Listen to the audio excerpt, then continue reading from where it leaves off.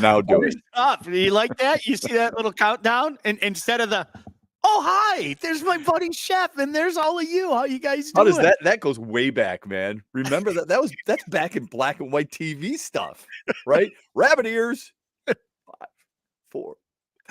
People don't get it. Look at that. There it is. Hey, what's up? How you doing? Fantastic. Hey, so glad you could join us. By the Shep, you know what? Can I talk about that? Because I think Blake and I talked about that, like one of our early shows, and you were a guy who lived through it. All right. There was a time there was Channel 2, there was Channel 4, there was Channel 7, there was Channel 9, there was Channel 20, there was Channel 50, 56, and 56. 62. Right. Yeah. Right. 62. Okay. Right. Yeah. And the greatest thing on earth was like on a Sunday when I could adjust the rabbit ears. And how would you, it was in an antenna and you could affix like some aluminum foil on there. And if you turned it in a certain way, I could watch a Cleveland Browns game. Now, granted, it looked like it was snowing, but I could watch a Cleveland Browns game at like 1:00 in the afternoon on a Sunday. And if I turn on channel 13 and turn the rabbit ears just so, I might get a Cincinnati Bengals game too. Wow, you got Ken Anderson and Brian Sipe in the same weekend. Right? But that was, and it's so funny because like I tell my kids that stuff and there's just, it's like when they're talking about all their technology stuff and it's so TikTok libs, all this stuff. And I'm just, hey, how about the fact you used to get up and change the channel? And of course, my dad, God love him, everything had to be made in America. So we had a Philco TV. Remember those, Sean? Oh, yeah. Philco. Dad, why do we have a Philco? Because it's made in America. That's why. Had to get up, click, press 2, click, press 4. Click, press 7. While you're up, give me a bowl of ice cream, will you? But I'm just at the TV and the kitchen's over there. That's all right. You're up. I'm not. Go get me a bowl of ice cream. Yeah, that was, my old man, the old cop. I would tell these stories to my kids, and he'd go, you know what? I had my own remote control. That big lug right there. That was my remote. Get up and turn on channel 4. The Broncos are on. Get up and turn channel 2. The Redskins are on. That was my dad's remote. And he'd brag about it. They'd tell me I didn't have a remote. Of course I had a remote. I'd throw something in your head. You didn't turn the channel for me. How about chores, man? I mean, I'd cut the grass, trim the bushes, trim the driveway, and pick up the yard. I'd say, Dad, I did all this. And he'd go, raise the flag. In other words, who cares? That's what you're supposed to do. Today, you hear kids go, yeah, I pay my son or my daughter to do this. What do you mean you pay them? What do you mean pay? Sean, I could have been a rich kid. I could have been really rich. Yeah. If I had just said, of course, if I had said to my dad, hey, are you going to pay me to cut the grass? I'd have got kicked in the slaps. That's what happened. I told that story to Jack Morris one time. We're in the booth, and I said to him, raise the flag. Because Jack said something, yeah, that was a really good open we just did. I said, raise the flag. He goes, I don't understand. So I told him the story. After that, man, he latched onto that like you wouldn't believe. He loved that phrase, raise the flag. That was, we got these sprinkler systems now and everything. And my dad was like, I always wish I had a better sprinkler system. I go, Dad, you didn't have a sprinkler system. You're damn right you didn't, because you couldn't do a damn thing with the hose. It's Saturday afternoon. I want to go play baseball down at the park or something. My dad would just point. That's all. I knew what it meant. Yeah, like a trained gosh damn dog. I better go out there and water the lawn. Standing out there, 11 years old, like it's spraying the lawn down. Are you True Green? Yeah. Or you get that sprinkler, that kids love to run through. What was that phase? Yep. Hey, let's go run through the sprinkler. Oh, you're not rich enough to have a pool. Oh, the pool you actually put up and take down every single year. It's not like it's an in-ground pool, right? But you run through the sprinkler. All right, now move it over there. That's enough for that part of the grass. Move it over there. You go running through it over there. Okay, doing a really good thing. Oh, by the way, did you put the seeds down? Did you put the fertilizer down? No, I didn't. Start all over again. Don't you? I always promised myself that one day, I used to joke about it on the air. I was like, I cannot wait to be that guy. I just want to be the angry guy sitting on my porch with a massive blower just yelling at kids for no reason. Right. Just as some kid walks by and get off me, you hippie. And then I got to call people hippies because that was my dad's favorite line. Hippie. So I have to throw hippie in there, but I'm not there yet, Shep. I haven't graduated to that level yet. Have you worn black socks with shorts? Oh yeah, come on. Come on, that's the worst. You want to embarrass your kids? Do that. Go out there in the front lawn with shorts on and wear black socks. Oh my God, Dad, please, whatever. My favorite is going to the restaurant. You sit down at the table and you get the waiter or waitress and you say, by the way, what's your name? Oh, okay, it's Sean. All right. Thanks, Sean. Yeah, I'll have a Labatt Blue. Okay, great. Comes back. Hey, Sean, by the way, what's the best appetizer? And my kids are just like, why do you keep calling him Sean? What do you want me to say? That's his name. Oh my God, Dad. Instead it's like, oh, by the way, Sean. And you see my kids go, it's like those progressive commercials. Like seriously, we're turning into our parents. Like really, that's what's happening. By the way, hi, good morning to all of you. I'm glad Shep and I are just having a conversation for two. You're more than welcome to chime in. Jason, morning, gents. Happy Friday. Hope everything is well. Thank you, Jason. Mark said you need a save from Lyon. Fifth goal was a dagger. Show me a hot goalie. I'll show you a hot goalie. I'll show you a smart coach. You know what? 2 devastating losses last night, Shep. What Blake says, wait, black socks are cool. Yeah, two devastating losses. Yeah, right. Hey, tip of the cap to Michigan. Seriously, I'm going to say it again. I think even a month ago, there were people that were wondering aloud if they even made the tournament. I mean, seriously, there were people having that conversation. Brandon Arado got them playing well. They ran into a buzzsaw. BC is an absolute wagon. They just are. And when it started to rain, Shep, it started to pour yesterday. Yeah. That's the best way to say it. Yeah. Let me ask you this. With the top 4 teams in the country, top 4 scoring teams in the country, all made the Frozen Four. Mm-hmm. BC, you're right. Offensive juggernaut, right? They're so good. Gauthier is unbelievable. Anyway, do you think that is a trend that could carry over to the NHL? Or do you think defense just takes longer to grow at the collegiate level? I think it takes longer to grow. I really, truly do. And I'll tell you why. I think what's interesting about the Stanley Cup playoff, and already for the most part, last night, notwithstanding, you see teams starting to batten down the hatches. I think the Caps Red Wing game was a perfect example of that. Was playoff hockey. That was playoff hockey. That game was playoff hockey. Yeah. The Caps didn't really exert themselves too much offensively. Honestly, when you look at it, they weren't doing much. They were doing all the little things to ensure that they didn't give up quality scoring chances. They were blocking Washington, you're saying? Yeah, the Caps. Yeah, because I thought Detroit carried the play there. I thought Detroit was the better team. 1,000%. Yeah. And when they weathered the storm, they waited for their opportunity. And to me, that's playoff hockey. And there's a reason why, every year in the playoff, for the people out there, and Gordie Brown, the Motor City Rockers coach, brought this up last night. I thought it was a fantastic point. For those of you that dabble in gambling, and I am not one of them, but I do pay attention to the numbers. It's amazing, Shep, how you watch the over-unders, like here, go like that immediately when the playoffs start. And that's not to say it's boring hockey, because it's not. It's just a different way of. It's less risky. Is that fair to say? Yeah. I think you have to pick your spots in playoff hockey. And I'm not a gambler either, Shohei Ohtani, but I'm just saying when you're in the postseason, you're less likely to give up the odd man rushes. The good teams anyway. Yeah.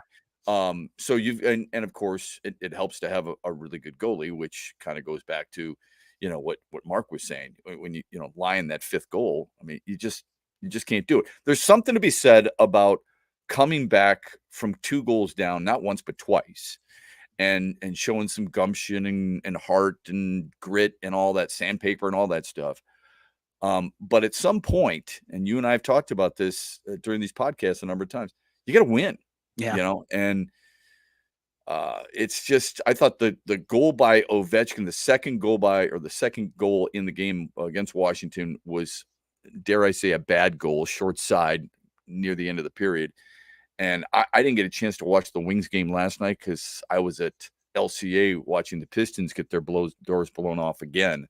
And that's what I thought you meant, another tough loss, not 7-33 at home. But it's just, I think people want it so desperately that the Wings make the playoffs.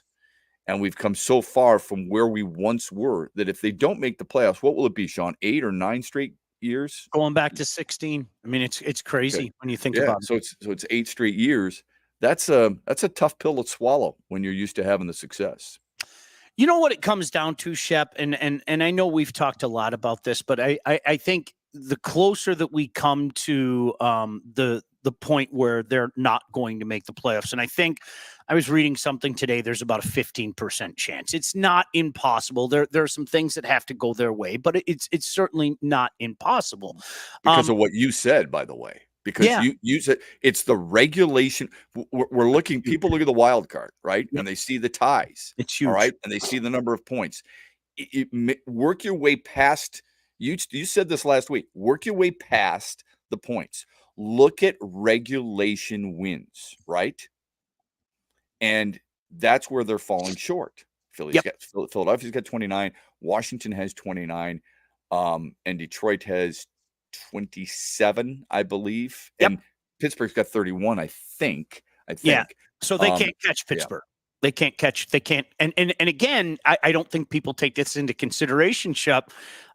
If you're tied, you're going to lose. I mean, if by some strange chance they make up that point with Pittsburgh, guess what? Pittsburgh's got the tiebreaker, and I don't think the average person understands that, because I've said it a few times on Twitter, and it's funny because people said, well, wait a second, what are you talking about? They have 38 wins right now. Pittsburgh has 37 wins, and I said, no, it's RW. Look at that thing on there. I think the NHL, quite frankly, could do a better job of letting people know that, but yeah, but that's what it comes down to. Shep, I think people are victims of their own expectations with this Red Wing team. I really do. Where did most people pick this team this year? And I didn't talk to you at the beginning of the year about it. I honestly thought just on the outside looking in, like if they snuck in, I wouldn't have been shocked. But if I had to pick, I would have said 9, maybe 10, just on the outside looking in. Boy, the way that people are talking right now, I have to say it again. I think they're victims of their own expectations with this team. I get it. You want this team to be in. You're desirous of this team to be in. But I don't think those were the expectations for the team this year. And I keep hearing words like collapse and gag and failure. And that's not fair. I'm glad to hear. I don't think it's fair at all. I really don't. No, but you and I used to do shows, and I used to hear you say this phrase quite a bit. Expectations change. No question. I don't care what your expectations were at the beginning of the year. When this team started to play well at certain times and you saw what they were capable of, because I've never been a big believer in preseason rankings. And the reason I'm not a big believer is because we don't know the team or the circumstance in which they're playing when we make our quote unquote predictions. Yep. You need to see a team. College football is a good example. College basketball is a really good example. All these things, right? We didn't know what the Red Wings were going to look like. I mean, when people were making those predictions and those expectations, they didn't have Patrick Kane yet. Yeah. I think things change. I think expectations change. My expectations definitely changed. I thought this team was good enough to be a playoff team. No disrespect to anybody else, whether it be Pittsburgh, the Islanders, whomever. I thought this team was good enough, and I've been disappointed with the results. And I think that's a fair critique of this team. Now, I would remind people, we brought up Pittsburgh. They've got a tough 3 games left. They play good, really good teams. They play Boston next. I think they play Nashville. And is it the Rangers or the Islanders they have at the end of the season? I think it's the Islanders. Anyway, there's no layup there. While Detroit gets Montreal, sorry, Sean, while Detroit gets Montreal a couple of times, the scheduling gods are somewhat in their favor against Pittsburgh. I forget about Washington's final 3 games. But my point is, I believe your expectations should have changed with this team. I think that's a compliment to this team that they forced you to change your expectations, and that right now they're not meeting what changed my expectations during the season. Capitals have Lightning, Bruins, Flyers for what it's worth. Yeah. See, there you go. I mean, yeah. what do the Flyers have left? Who do the Flyers have left? Death, despair, and petulance. After watching them against the Habs the other night, that was disgusting. Absolutely. Yeah. I honest to goodness, it was Shep. I even texted you. It was like, I think they sent a message. I think they sent the message to Torts. I really did. Yeah. Flyers only have a couple left. It's Devils and Caps. So, they're definitely up against it. Mario said, this is fair. He said, Sean, no offense, but I think you're being too kind to the Red Wings. It's been 7 years. It's actually been 8 since they were in the playoffs. It was 2016. When you sign players like Justin Hall and Andrew Kopp to inflated salaries, that's on them. I know that people don't want to hear this, but I'm going to say it anyway. You cannot count the last couple years of the Holland regime. You just can't. You cannot count that. I think the clock started, the 5-year plan clock started almost 5 years ago. We're a week away from 5 years ago. It was April 19th, 2019 when Steve Yzerman got hired. I don't care. I don't care. No, and I get that. But I think I'm tired of the 5-year thing. You told me this last week, and I'm not speaking out of turn. Reportedly, Yzerman went in and laid into this team pretty good with the coaches. What does that tell you? If a general manager is willing to go in there and give his peace of mind to an entire team and staff, it means his expectations changed. It means he thinks they should be in the postseason. I don't care about the 5 years. I'm not talking about a playoff. I'm not talking about a Stanley Cup. They're not going to beat Boston. They're not going to beat the Rangers. We get all that. I'm talking about getting in the damn playoffs. I don't care if it's 3 years or 5 years. When you're spending the money on the players he's spending the money on, and he's making the investments in certain players that we believe, based on what he has told us or he has shown us, that they're good enough to bridge that gap, then damn it, they should be in. I think we have to go back to the beginning if we're going to quote Steve Yzerman, and his quote from the beginning, and I loved it, was, this is not about getting back into the playoffs. Right. This is about getting this franchise to the point that we all grew accustomed to. And I think we know exactly what he meant by that. Shep, would you like to make the playoffs? Absolutely. I'd love to see the Red Wings in the playoffs again. I would. I hope that in the next few days that they knock off the Leafs and they knock off the Habs twice. Montreal's playing really well. They're a young team, and that might be easier said than done. But with that being said, okay, if they don't, I don't care. I don't think it changes anything long term. I really don't. Would I rather see him? And of course, it's been since 2016. It's been 8 years. But at the end of the day, it isn't about just getting in and getting crucified by Boston or getting crucified by the Rangers. I don't think that's going to change the trajectory of this franchise. Now, you bring up something totally different. If there is an issue, and I don't know, I'm not going to speculate. I'm not going to make any kind of thing.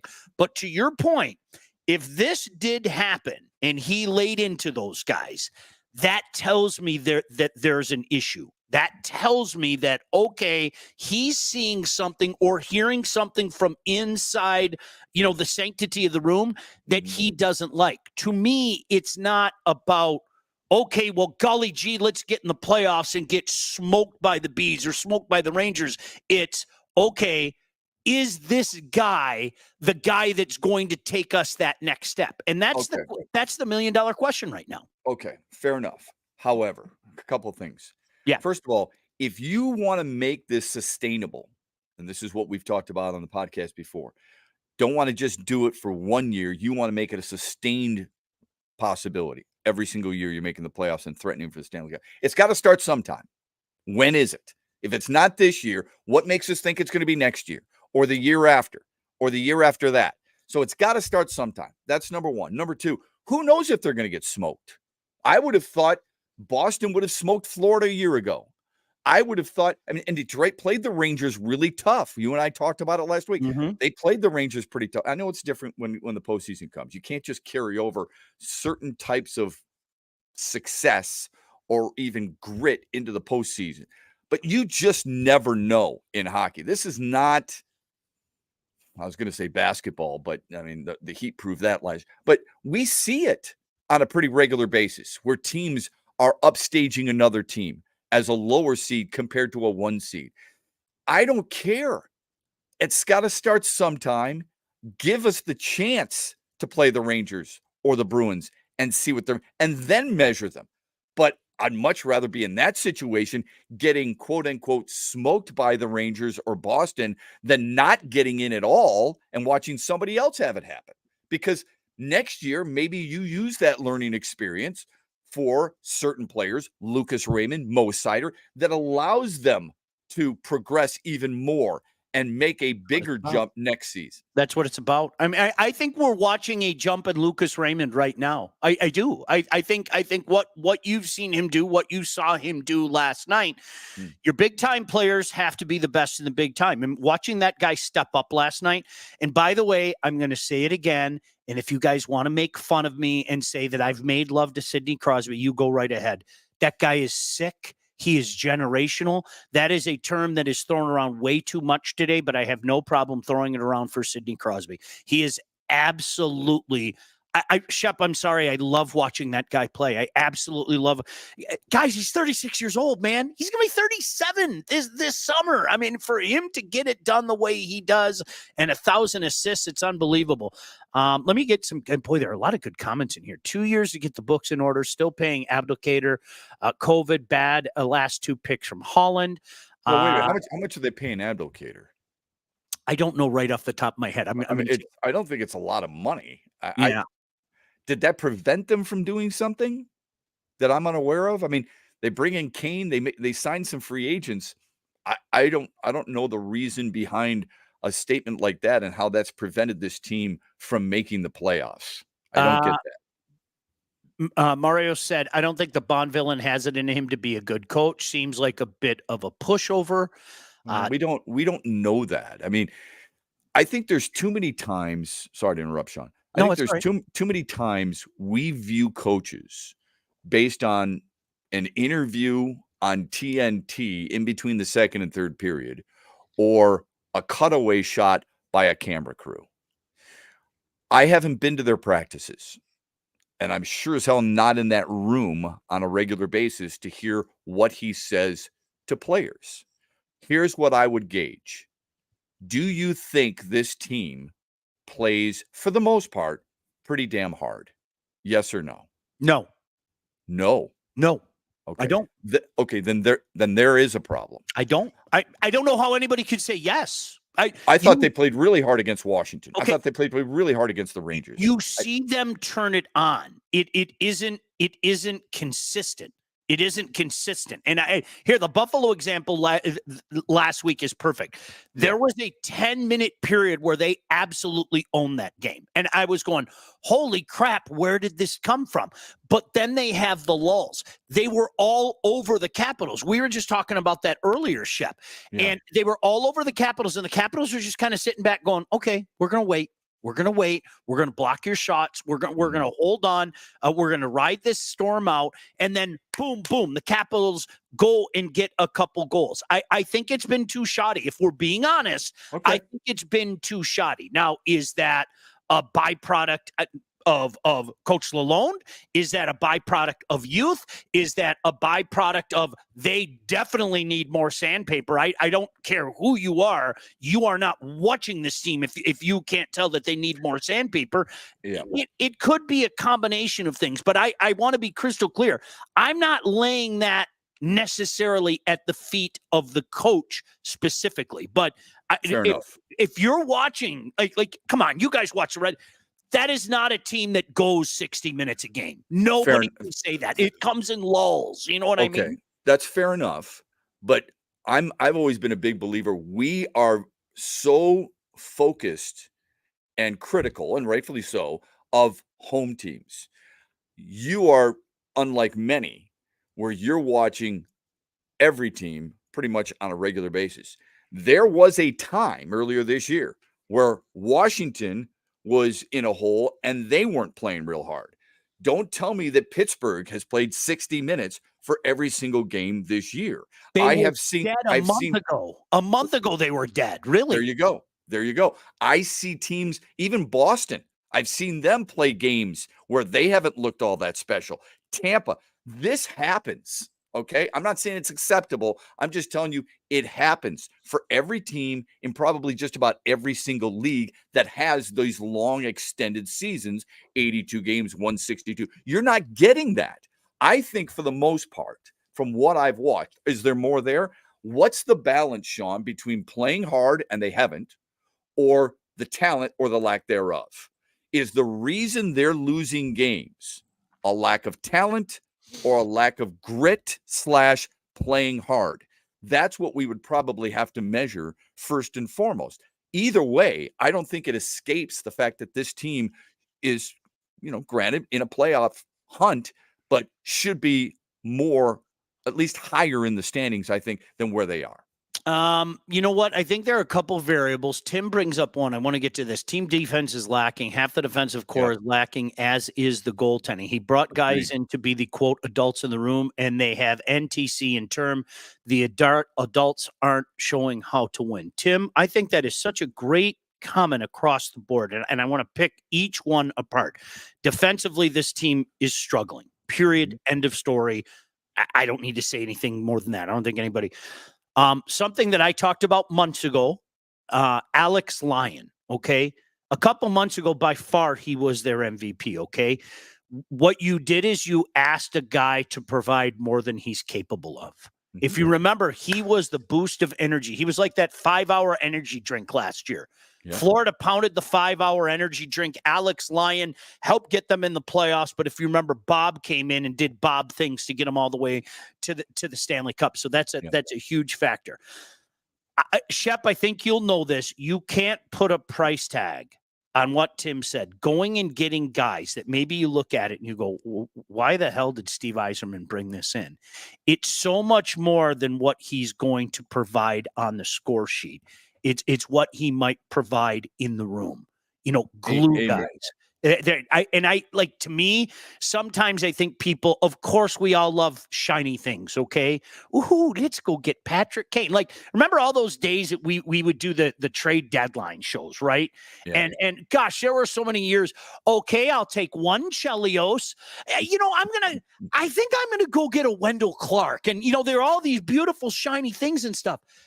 Shep, half the time it's getting that guy that's going to come in here and fit hand in glove and is going to help out in so many different ways because he's a guy that's been there and done that. And I know a lot of people have been hard on Jeff Petrie, okay?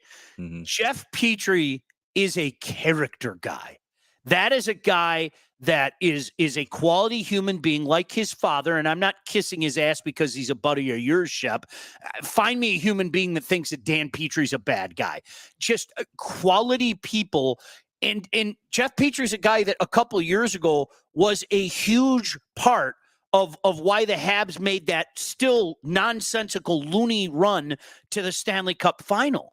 And but every player loses it at some point. No question. And I think that's what Red Wing fans are probably most concerned about. I love the pickup. I mean, when they picked him up, I've wanted him for the last few years, and it has nothing to do with Dan. I just think he's a really good defenseman, but everybody would have to admit, great character guy or not, he has not been a strong addition to this team, unfortunately. And I root for him probably as much, if not more than any other player on this team.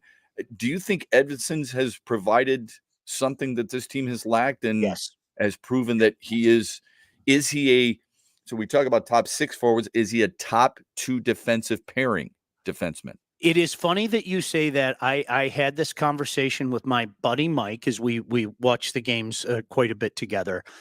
Like so many other people in this town, I mean, Shep, you and I could have fun with names of the past. I mean, this defenseman was going to win 4 Norris trophies. That I think people have put him on a pedestal that he doesn't necessarily deserve to be on. That's not his fault. Yeah. I will take him on my team, no problem. Is he a quote unquote future Norris guy? I don't think so. I don't. Now, Mo Seider, if he's a top 4 guy, you're okay with that. 1,000%. And quite honestly, he needs to be. When you're drafted where he was drafted, he needs to be. I will tell you this. I had a long conversation one time with Mike Babcock, and you remember Brad Stewart. Yeah. And Brad Stewart was 3rd defenseman on the wings. 2nd line pairing, but the 3rd defenseman. And I remember saying to Babcock, this guy's playing so well for you right now. Why don't you put him on the top line? He said, because some guys are just meant to be in certain spots to give them their types of success. Yep. If you suddenly make him a 1 or a 2, he gets exposed. What'd you say about Alex Lyon? So when you talked about Alex Lyon, that's the first thing that came to mind. Brad Stewart, at the time with the Red Wings, was perfectly situated as the 2nd pairing and a number 3 defenseman. Leave him there. Yep. Let him have his success. It's kind of like a guy in the lineup. Sean's favorite player is Akil Baddoo. Why bat him cleanup when he's a number 9 hitter? If he has success there, leave him there. People always want to go, let's just pull him up. Look at how well he's doing. No. Maybe he's good there. Maybe he's putting up good numbers because that's where he's best at. So just leave him there. Can we leave him in Toledo? I think if we're talking about leaving him anywhere, can we please? Like, enough. Stop it. Pretty sure that's where he is. Shep, that is what you just said. The Detroit Lions are a franchise that for a long time was asking somebody to be something that they aren't. Absolutely. And it was such a big problem. It was head scratching. You'd pull hair out of your head. You cannot ask somebody to be something that they aren't. And I think especially when you're talking about professional athletes, when you're younger, is there a period of development? I think Mo Seider is still developing. I think that Lucas Raymond is developing in front of our eyes. I think that Mo can become that in the conversation for a Norris Trophy. I really do. But when you're talking about veterans, okay, you can't ask a guy to be something that they aren't. Every now and again, he might be able to provide that for you. Hey, dude, we're up against it. Can you do this? Can you do that?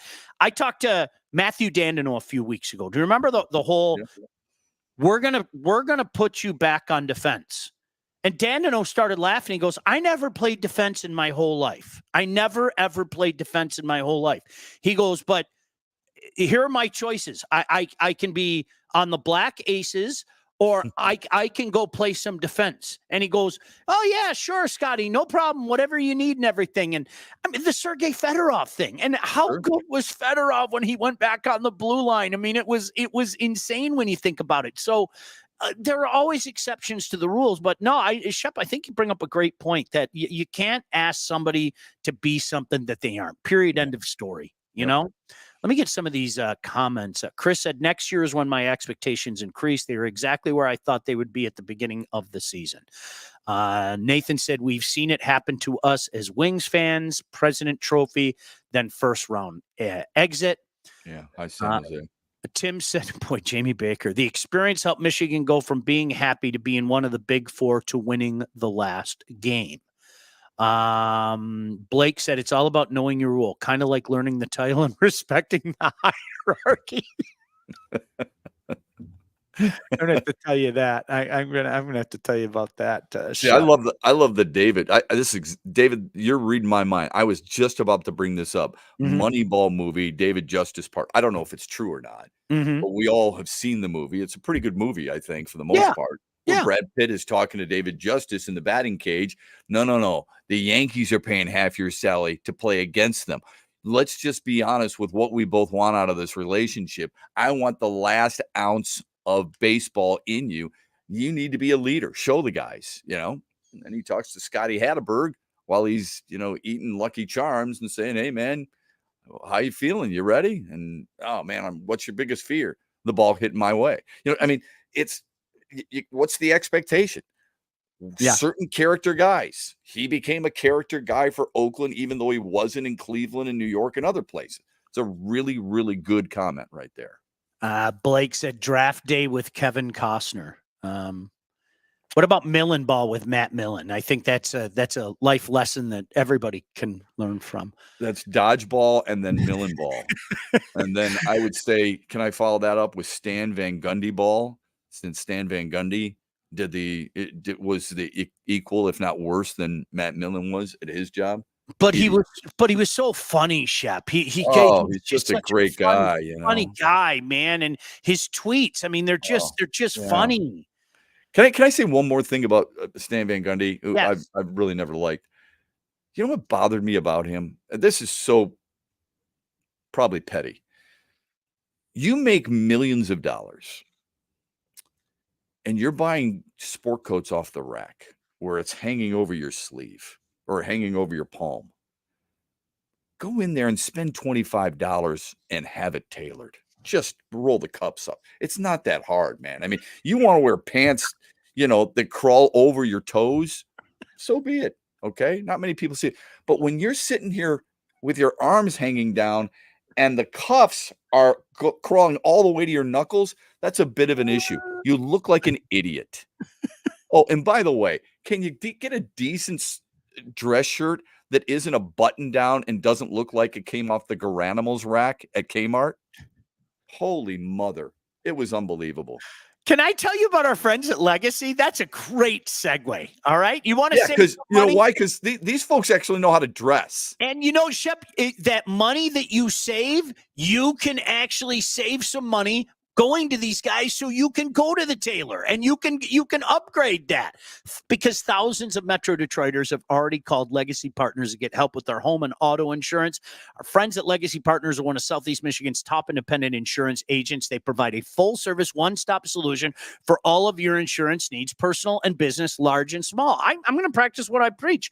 I'm showing them my insurance coverage next week. You get your quote as well. I promise you, they are going to hook you up. Legacy has helped our listeners by fixing mistakes other agents have made, asking the right questions to get you the right coverage put in place to properly protect you and save you some money so you can do those much needed upgrades. Van Gundy should have called them. Let's be honest. Chances are, well, those guys got nice shirts on. I mean, those shirts are so much nicer than what Stan Van Gundy used to wear. Holy mother of God. Chances are, if you haven't checked your policies in the last year, you're paying too much and you could be underinsured.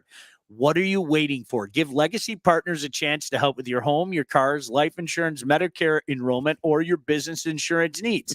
Call them today at 586-209-4106 or visit LegacyPartnersINS.com to get started with your new quotes. How about Nathan? Nathan, form an effing wall. Okay, Nathan. Yeah, that was a great line, but that doesn't make you a good coach, and it sure as hell doesn't make you a good general manager.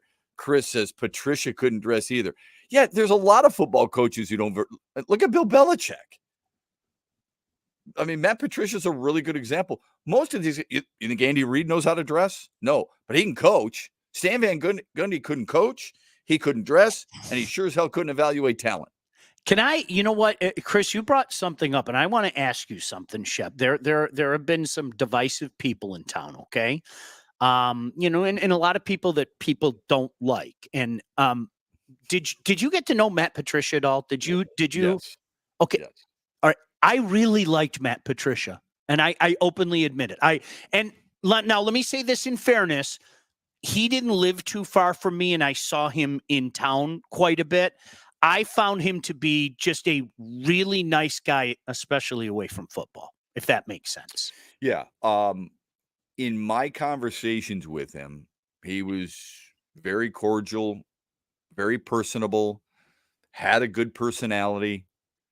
The thing that bothered me about Matt Patricia, besides the obvious, were the little things. Like when players started coming out and telling them how late he was to certain things, that's a fact. I mean, he did not have as much respect for other people's time as he should have. And I don't think he treated players the way you expect to treat players. 100%.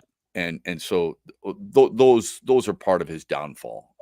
Bob Quinn, not unlike that. You got to be real careful, I think, when you go to a place and basically tell people through your actions and your demeanor, I'm the smartest guy in the room. 100%.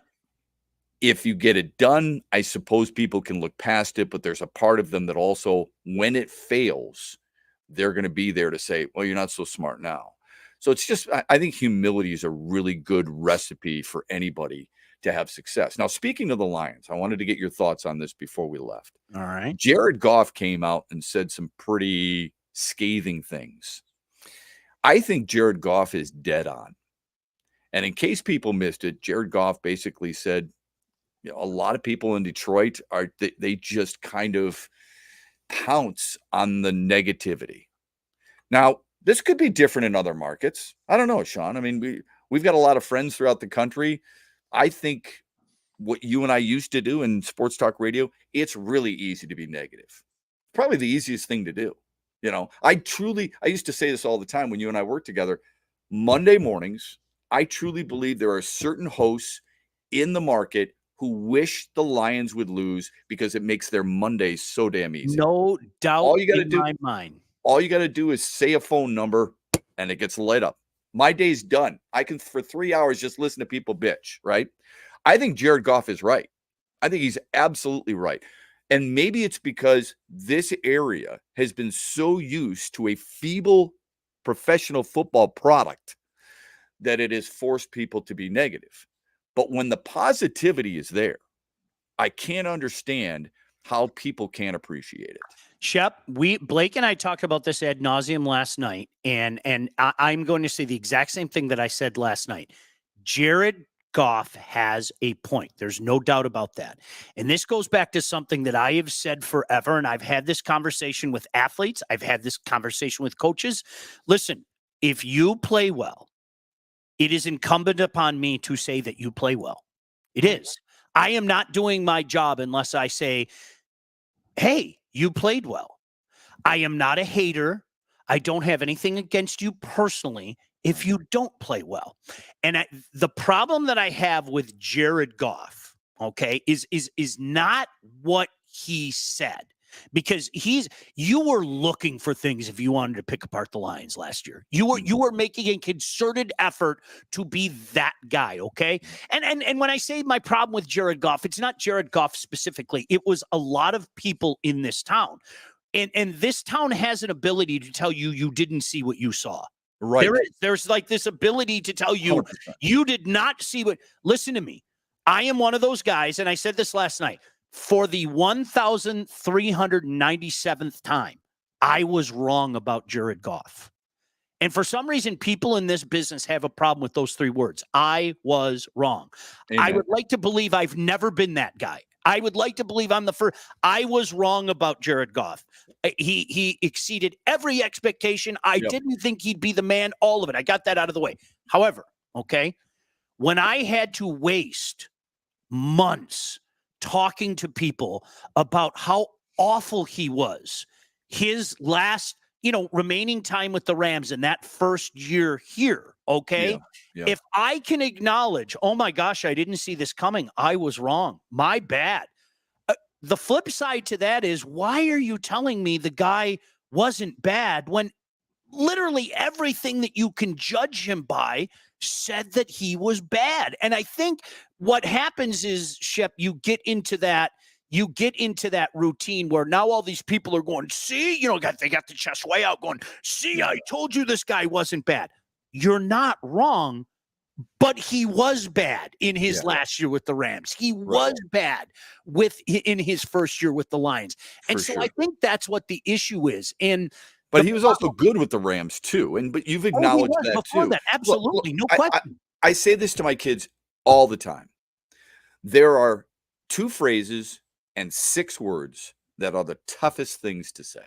And you've already said one of them. I was wrong. Mm-hmm. I am sorry. Yeah. Isn't that the truth? those are two phrases that are really tough for people to say, because in order for you to admit you're wrong, what usually people want to do is dig their heels in and say, just wait. Yeah. And then they can pick it apart. Yeah. So in other words, in Jared Goff, oh man, he threw 4 touchdowns. See, you were wrong. We'll see. We'll see. And then when he throws 3 picks, see, they're quick to announce that. Yeah. That's why patience is so hard, right? I mean, I was talking to Dwayne Casey last night at LCA. He used the word patience, and I cringed right away. And I cringed because, holy mother, at what point does patience wear out? A, 1000%. and B, how many teams have told us this? Tigers have told us this. Red Wings have told us this.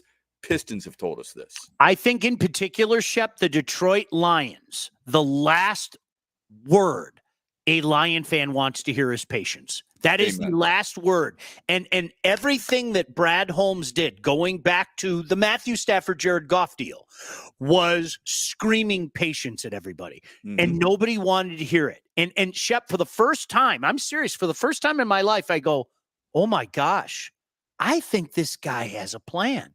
And then think became reality when you saw him put together this roster and do something that no other general manager had really done here. And that's nail drafts and nail talent and shut all the losers up like me who watch all this draft stuff and immerse themselves in it and go, well, why are you taking this guy there? And why are you taking that guy there?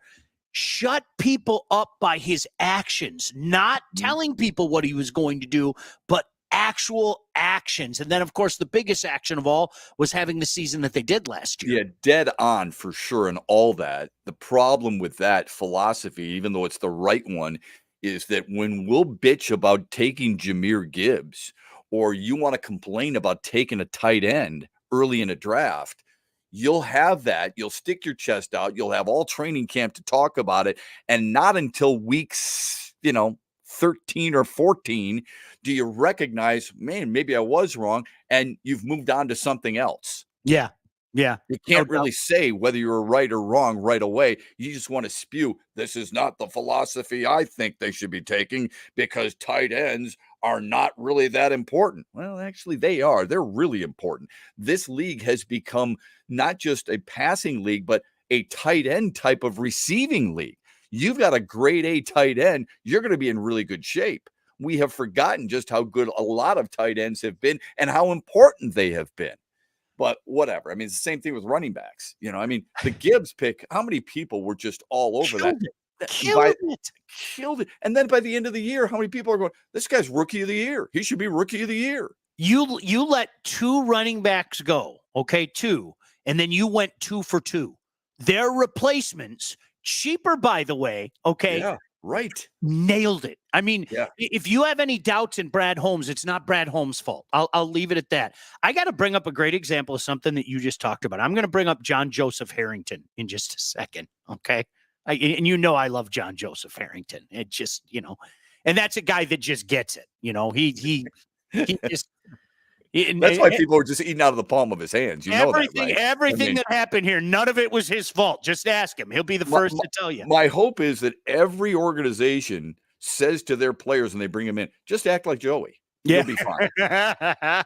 Let me tell you about our friends out here in Northville. It's Wealth Advantage. And if you're ready to take charge of your financial future, look no further. See Stan Van Gundy? That's how you dress. Right there. Brothers. There they are. Mike Cusack, Jeff Cusack, the Wealth Advantage Group, located in historic downtown Northville and owned by 2 brothers, those handsome fellas, with over 20 years of industry experience. They understand that your financial goals are as unique as you are. That's why they offer personalized expert guidance to help you navigate the complexities of financial planning. Now, whether you're saving for retirement, getting ready to sell your company, or already in retirement, they can help guide you through every step of your financial journey. They work with clients throughout all stages of life and have clients in over 20 years. The investment world is a complex one, and if you're ready to start taking your finances more seriously, I think it's time to call my friends Call the experts. Reach out to Wealth Advantage Group at 248-773-8574 or view their website at www.thewealthadv.com. Shep, you brought up something. It makes me laugh so hard because the dig the heels in thing, right? Okay. And they're going to take a small sample size and try to make it speak for the large. How many people hung on to Darko Milicic? See, he wasn't a bust. He'd come off the bench and put up these big numbers one time. What do you got to say now? And you'd go, are you kidding me? Do you remember when Joey Harrington came here as a member of the Dolphins and he lit up a bad football team on Thanksgiving? I think 3 touchdowns, whatever it was. I'll never forget doing the post-game show that day, and there were literally dozens of people that called in and said, you owe Joey Harrington an apology. You always say that if you're wrong about something, you're going to say he's sorry. And I go, guys, you're not going to get it. Like, he had a good game against a bad team. Yeah. Okay. He's an NFLer, and it's going to happen. You know, you're going to see the ebbs and flows. 2 weeks later, the man lost his job to something called Cleo Lemon, and we never heard from him again. Right. Granted, we never heard from whatever a Cleo Lemon is again either. But that's a kind of stuff I'm talking about. I think we're in this day and age now where somebody, Shep, I remember what you said about this guy. Well, what do you have to say now? He had a good game. What do you want from me? But I think that's where we're at right now. This desire to say I'm right and you're dumb is really absurd. For sure. And my favorite part of that rant, my favorite part was, I'll never forget how many times did we play that game back in the day. And speaking of that, back in the day, we should do something like that. You are the master of the segue. I'm telling you. I'll never forget. I'll never forget. People would say that, in case people don't know, when Sean hosted the show, people would say that and he'd go, he'd lean back in the chair like this. I'll never forget. See, I want to go all Don Cherry now with that segue. Listen, you kids out there, my guy Shep, see? No, wait a second. My guy Shep is the king of the segues. Put it there, Shep.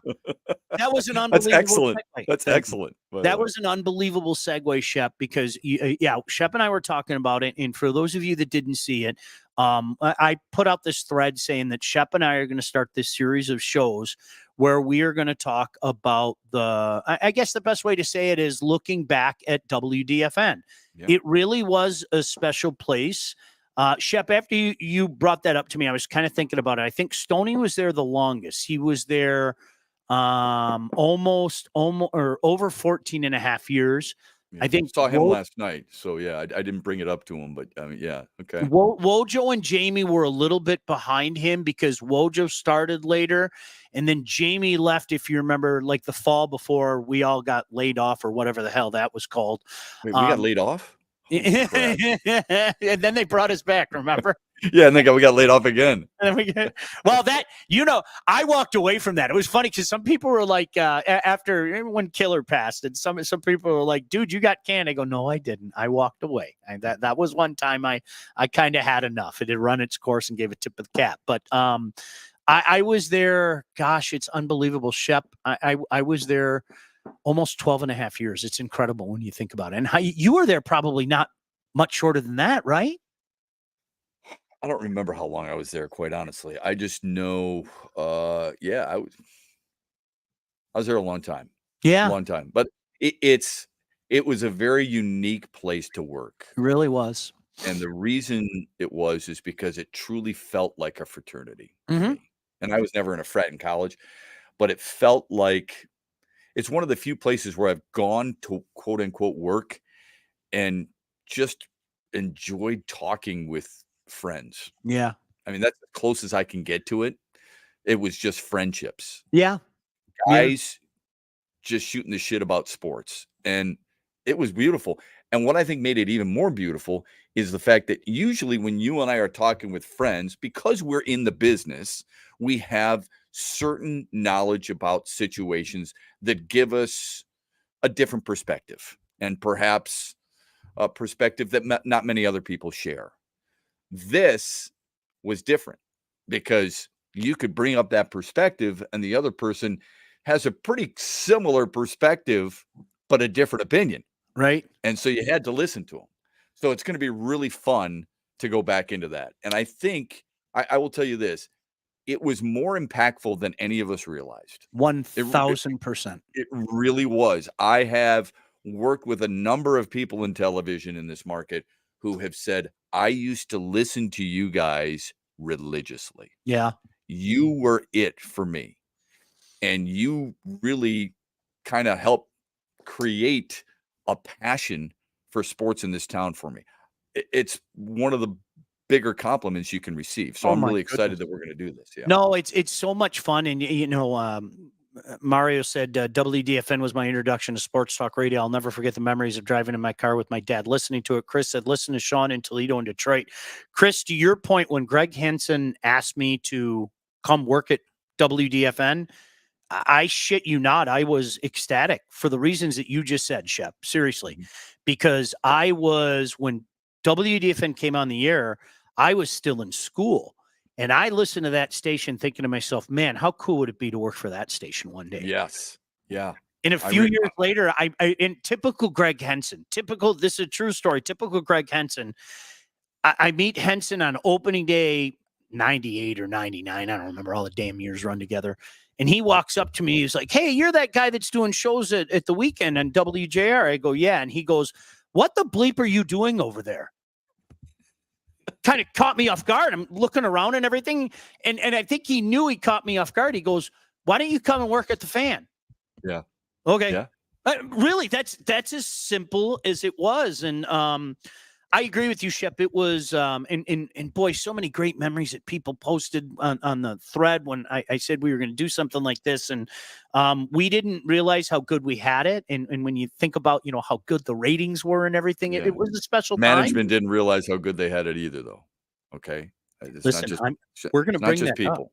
I'm going to bring, I had that conversation with Doug Todd yesterday.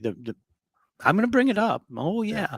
I'm not going to mention any names, but there's no reason not to. Yeah. But I'm really looking forward to it because still talking to these guys and getting some memories and maybe some tales that not many people have heard before. And we can do it on more than one occasion. We can do it with a number of different personalities, catch up with them, see how they're doing, but also the impact that place had. It's not just on fans like, 6 Foot Goods who sent it in and his father, but it was on us too. So it was, I'll never forget. I remember, never forget. I was at the station one day and I came home and my wife said, how'd it go?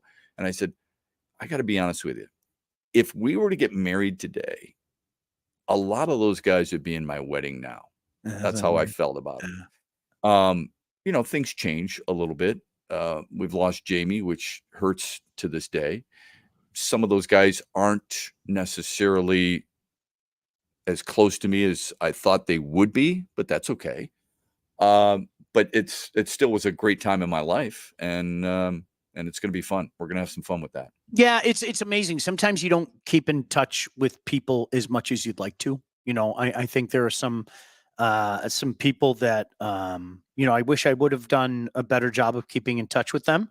And quite frankly, I have no problem saying it. There's some people that I don't care to keep in touch with. Right. Yeah. I don't have. It's a two-way street, man. I mean, it's not just you keeping in touch with them. Anybody that's sorry. That's just my convictions. I don't. But there are some people that it's like, hey, best of luck to you. You can stay over there. I'll stay over here. And Chris, and now the inauguration of Barack Obama. Then everyone got laid off. Yeah, that was my magic words. Shep, you know what's funny though? If I may, there's one thing. And I'm going to talk to one guy in particular because I've heard him say it a few times. And I'm not going to mention his name because I'll say it to him if he comes on. It's always funny. I've heard people say that the station died when the inauguration happened. And I think that is very disrespectful to the work that you and the late Drew Sharp and Ryan Ermani and Rico Beard and Killer and I did when we brought the station back. I really do. And I'll tell you why. Obviously it was different, but I can tell you this in the afternoon, and I was never a guy that ever, and I hope you could vouch for this. I never stuck out my chest and talked about the ratings and things like that. The people that need to know. And we did very well in the afternoon, better than some other shows too. So I don't know. I always kind of took that as offense when I heard somebody kind of throw that narrative when the stage. Shep, I think for a couple years there, I think we did a pretty good job of keeping that legacy going. Yeah, and I think this market needs it, quite honestly. I mean, I think the market misses something like that. I think it's great to have competition. Yep. Period. Yeah. And it's not going to happen. In everything. Right. Agreed. No, it's not. Nobody's going to take a chance. There's no doubt about that. All right. One more thing before we get out of here. Let's talk about our friend, Lindsay Broadwell. Look, if you are looking to buy or sell or both, it is imperative that you find the right agent. I got one for you. That young lady right there, Lindsay Broadwell. Your house is probably the biggest investment you'll ever make, and that's why you need a pro. Lindsay grew up on the mean streets of Northville. She's expanded her team all over Southeast Michigan, and it is indeed a team. She's an expert in all facets of the business. When it's time to move, our friend Lindsay and her team will make sure you get the most out of your house and everything goes smoothly when finding your new home. Buyer, seller, first-time buyer, doesn't matter. Make sure you contact Lindsay at BroadwellHomes.com, and she will help you with everything from start to close. Licensed realtor at Real Broker LLC. Start your search today at BroadwellHomes.com. Shep, you got anything going on this weekend? No, I don't. Good for you. I wish I did, but I don't. All right. Well, yeah, there's that too. You want to come over to a barbecue tomorrow? You're more than welcome. I'm barbecuing tomorroor. So actually, I do have to work tomorrow, but it's out your way. So be careful. Okay. Be careful and the invite. Pop over. I'm like literally, Blake hates me and refuses to show up. Todd said he's never going to come in my house, but hockey's on all day. So literally 12:30 until whenever we're done. I have a bunch of things going on. And Chris, yes, you can come over and eat my meat. You can come over and eat my meat. Wouldn't be the first time. Shep, always a pleasure. I'll talk to you next brother. Week. Great weekend. All the best. Tell Kristen I said hello. All right, see you. You got it, buddy. We'll see you. Todd.